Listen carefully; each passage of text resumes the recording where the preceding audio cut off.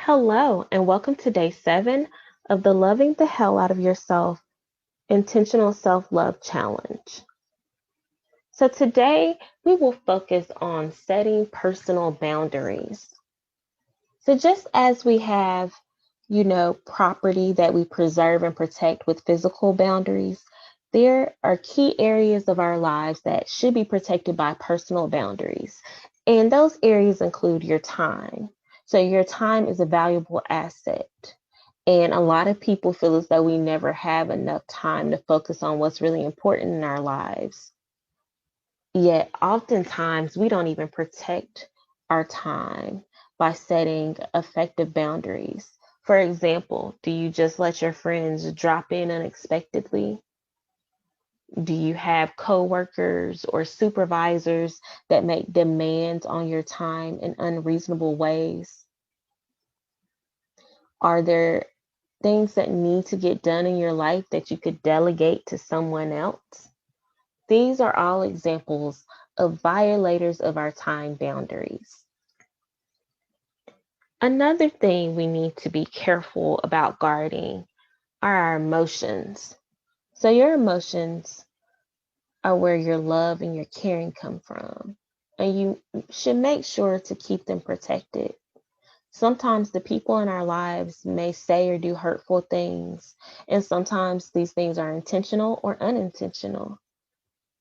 But the things they say and do can damage our emotions and our hearts.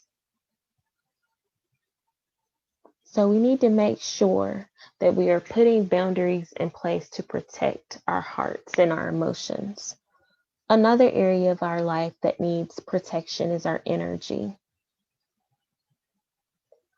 Our energy is connected to getting things done.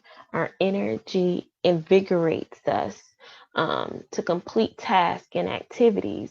And our energy can actually be connected to our inner peace as well.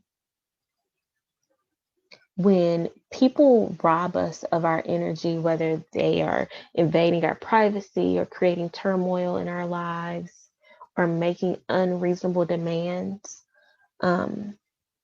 it's so important for us to do something like pray or meditate so that we can function effectively. And some other areas of our lives where we need personal boundaries include our personal values, our identities, um, and things like that. It's so important for us to center our well beings by making sure that we are protecting ourselves.